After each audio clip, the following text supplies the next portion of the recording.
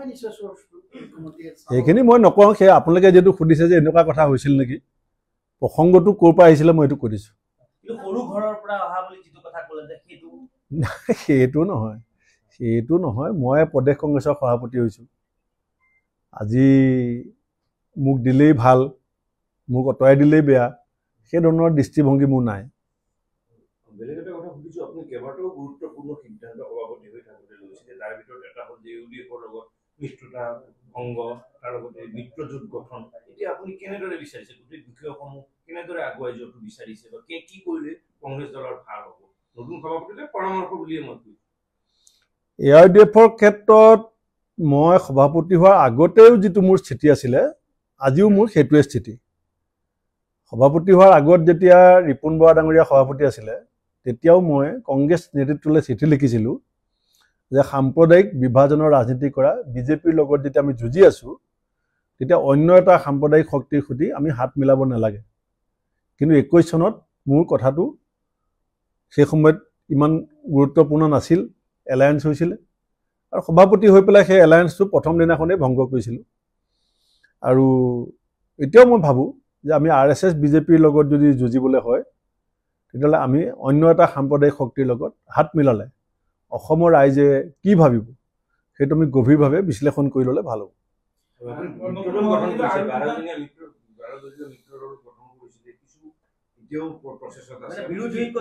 নাই মই সেইটো যোৱা 15 তাৰিখে যেতিয়া কেন্দ্ৰীয় নেতৃত্বৰ মুখতে আলোচনা কৰিছিলে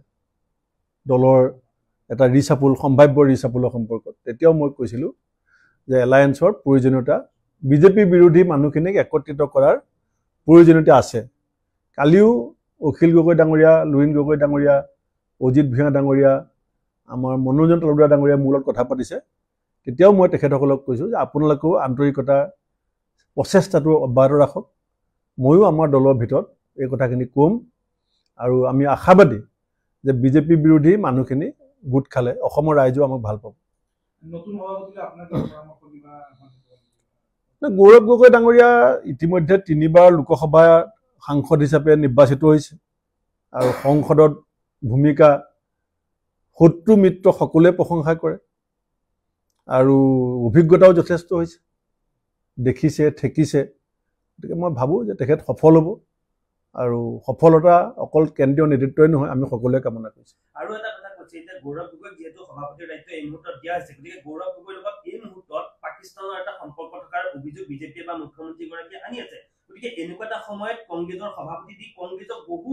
পিছলৈ লৈ গ'ল বুলি বিজেপিৰ বহু কেইগৰাকী মন্ত্ৰী বা বিজেপিৰ সভাপতিয়ে কিন্তু এই মুহূৰ্তত দাবী কৰিছে গতিকে আপুনি কেনেধৰণে এই কথা কৈছে যে কংগ্ৰেছও দিব গৌৰৱ গগৈও দিব চাওক এই ইস্যুটো সম্পৰ্কত আমাৰ দলৰ জ্যেষ্ঠ নেতা প্ৰদেশ কংগ্ৰেছৰ প্ৰাক্তন সভাপতি ৰিপুন বৰা ডাঙৰীয়াই আমাৰ যেটো দলীয় স্থিতি হেতু অতি সুন্দৰভাৱে আপোনালোকৰ সন্মুখত ব্যাখ্যা কৰিছে গতিকে এইটো মই তেওঁৰ ষ্টেণ্ডটোৱে আমাৰ সবৰে ষ্টেণ্ড এইটো অফিচিয়েল ষ্টেণ্ড হেতুত মই ক'বলগীয়া আছে বুলি নাভাবো আপুনি আৰু এটা কথা যেটো আপুনি যেটো সন্মুখীন হৈছিল যে সভাপতিক আঁতৰাবলৈ কংগ্ৰেছত এটা কুচকাৱাজ চলে প্ৰতি সপ্তাহে সিগনেচাৰ কেম্পেইনিং কৰি থকা হৈছিল মাজে মাজে সভাপতি তেনেকুৱা সন্মুখীন নহওক আপুনি কি বিচাৰে চাওক মই কোনোদিন সভাপতি হ'বৰ কাৰণে দিল্লীত ডেলিগেশ্যন পঠোৱা নাই আৰু মই কোনোদিনেই মোক সভাপতি ৰাখিবৰ কাৰণে কোৱা নাই মই আপোনালোককে সাক্ষী মই সদায় কৈছিলো যে কেন্দ্ৰীয় নেতৃত্বই যদি মোক এটা হোৱাটছআপ মেছেজো দিয়ে মই দায়িত্ব এৰি দিম আৰু মোক 15 মেত মোক মাতি নি পেলাই কৈছিলে যে আমি কিছু এনেকুৱা চিন্তা কৰিছো আপোনালোকে দেখিছে 15 মেৰ পৰা আজিলৈকে এই মুহূৰ্তলৈকে মই মনে মনে আছিলো তাৰ অৰ্থটো কি মোক আপোনালোকেও বহুতে ফোন কৰিছিলে যে আপোনাক লগ পাব লাগে কথা পাতিব লাগে মই কি কৈছিলো যে মই অকমান আঁতৰি আছো বেয়া নাপাব কিয় আঁতৰি আছিল মই কেন্দ্ৰীয় নেতৃত্বক কথা দিছিলো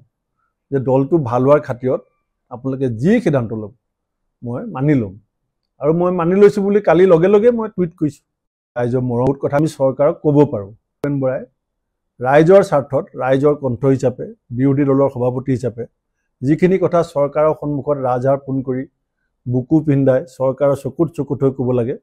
সেইখিনি কথা কৈছিলো বুলি মই দৃঢ়ভাৱে বিশ্বাস কৰোঁ আপুনি সভাপতিৰ পদ গ্ৰহণ কৰাৰ সময়ত যথেষ্টখিনি প্ৰত্যাহ্বানপূৰ্ণ সময় আছিল আৰু সেইটো হয় যোৱা আপোনাৰ কাৰ্যকালত আটাইতকৈ কংগ্ৰেছৰ আমি দেখা হয়তো সংঘাতপূৰ্ণ সময় কিছু পৰিৱৰ্তন আপুনি দেখিলে নে আপুনি কি ক'ব নিজে কেনেকৈ এইখিনি সময়ত সংগঠন কৰিবলৈ যথেষ্ট সুবিধা আছে কাৰণ এতিয়া মই যেতিয়া সভাপতি হৈছিলোঁ MLA টিকেট বিচৰা মানুহ বাদ দিয়ক দলৰ পদবী ল'বৰ কাৰণে মানুহ নাছিলে আপোনাৰ 17খন জিলা সভাপতিয়ে পদত্যাগ কৰিছিলে 64টা ব্লকত সভাপতি নাছিলে BTRত কংগ্ৰেছ শূন্য আছিল আপোনালোকে জানে কংগ্ৰেছে 20 বছৰ BTRত কণ্টেষ্ট কৰা নাছিলে হাইলাকান্দি জিলাখনত কংগ্ৰেছ শূন্য হৈ গৈছিলে এতিয়া 17খন জিলা সভাপতি পদত্যাগ 64জন ব্লক সভাপতি পদত্যাগৰ মাজত ৰাজীৱ ভৱনত যেতিয়া মই যাওঁ আপোনালোকে বহুতবাৰ নিউজ কৰিছিলে যে ৰাজীৱ ভৱন নিমাও সভাপতি অকলে গাড়ীখন লৈ বহি আছে এনেকুৱা নিউজ আপোনালোকে বহুত বজাইছিলে এতিয়া এটা সবতছে ভাল কথা যে আপুনি দেখিব একেবাৰে কমেও 300 MLA এপ্লিকেশ্যন আমি এতিয়া পাম একেবাৰে কমেও মই কৈছোঁ গতিকে তাৰমানে 300 গৰাকী সেনাপতি সমষ্টি ভিত্তিক এতিয়া ৰেডি হৈ আছে যোনে দলটোক নিজৰ নিজৰ জেগাত শক্তিশালী কৰিবৰ কাৰণে কাম কৰিব আৰু পঞ্চায়ত ইলেকশ্যনত যদিও আমি ফলাফল ভাল হোৱা নাই আমি নিজৰ শক্তি এটা উমানো পাইছোঁ যে ইমান প্ৰতিকূল পৰিস্থিতি হিতাধিকাৰী আঁচনি চৰকাৰৰ আগ্ৰাসী ৰাজনীতি ইমান ডাঙৰ কেম্পেইনিং চৰকাৰৰ তাৰ মাজতো যিখিনি মানুহে বিজেপিৰ বিৰুদ্ধে ভোট দিছে সেই মানুহখিনিক যদি সমল হিচাপে লৈ আমি আগবাঢ়িব পাৰোঁ সেই মানুহখিনি আমাক বহুত আগুৱাই দিব কিন্তু ভূপেন বৰাক ভালপোৱা বহুত মানুহে কিন্তু ক'ৰবাত যুক্তি বিচাৰি পোৱা নাই কিয় আঁতৰালে কাৰণ আকৌ গোটেই ৰিজাল্টটো চবৰ সমষ্টিতে বেয়া হৈছে যোৰহাটতো বেয়া হৈছে লখিমপুৰতো বেয়া হৈছে অভাৰঅল সকলোৱে দায়িত্বত আছিলে আপুনি দায়িত্বটো নাছিলে পঞ্চায়ত নিৰ্বাচনত আপুনি বেলেগ কমিটি কৰি দিছিলে ক'ৰবাত দুখ পাইছে কংগ্ৰেছ কৰ্মী নাই মই দলৰ নেতা কৰ্মীসকলৰ মোৰ প্ৰতি যিটো ভাল পোৱা সেইটো মই অত্যন্ত কৃতজ্ঞ মই কালিৰ পৰা বহুত টেলিফোনো পাইছোঁ মেছেজো পাইছোঁ কিন্তু মই সকলোকে আহ্বান জনাইছোঁ যে এইটো সময়ত আমি ব্যক্তিগত চিন্তাবিলাকক বাদ দি ৰাজ্যখনৰ মানুহখিনিয়ে কি বিচাৰিছে ৰাজ্যখনৰ নতুন চামটোৱে কি বিচাৰিছে যুৱ প্ৰজন্মই কি বিচাৰিছে আৰু আমাৰ মূল সমস্যাবিলাক কি মূল সমস্যা মোৰ চকীখন নহয় আমাৰ যিটো মূল সমস্যা আছে ৰাজ্যখনৰ সেইবিলাক সমাধানত আমি কেনেকৈ আগভাগ ল'ব পাৰোঁ সেইটো কাৰণে আমি এটা সংঘবদ্ধ প্ৰচেষ্টা আমি যোগাত্মকভাৱে চবেই ল'ব বুলি পেলাই মই আশা কৰিছোঁ হ'ব ধন্যবাদ সভাপতি হিচাপে আপোনাৰ পৰিকল্পনা আছিলে পুৱাৰ পৰা আপুনি এটা পৰিকল্পনা আগবাঢ়ি এতিয়া আপোনাৰ পৰিকল্পনা কেনেকুৱা এতিয়াতো চাওক দায়িত্ব দলে দিছেই প্ৰচাৰ সমিতিৰ দায়িত্ব দিছে সেইটো আমি আলোচনা কৰিম দলত যে প্ৰচাৰ সমিতিয়ে কেনেকুৱা ভূমিকা হ'ব লাগে চবৰে অনুমানো আছে আৰু দ্বিতীয়তে ৰঙা নদীত ইলেকশ্যন খেলিবৰ কাৰণে পৰিকল্পনা কৰিছোঁ যিটো মই কেন্দ্ৰীয় নেতৃত্বকো জনাইছিলোঁ যে মোক যদি দলে একো দায়িত্বও নিদিয়ে তেতিয়াও মই জেগা এটা উলিয়াইছোঁ কাম কৰি থাকিবৰ কাৰণে আৰু তেতিয়া দলে মোক কৈছিলে নহয় তুমি সমষ্টিও চাবা আৰু দলৰো কাম কৰিব লাগিব এতিয়া মোৰ দুটা কামটো অলৰেডি আছেই এটা ৰঙা নদী এটা নিৰ্বাচনী প্ৰচাৰ সমিতি আৰু দুইটাতে নিষ্ঠা সততা আৰু সৰ্বশক্তিৰে চেষ্টা কৰিম ধন্যবাদ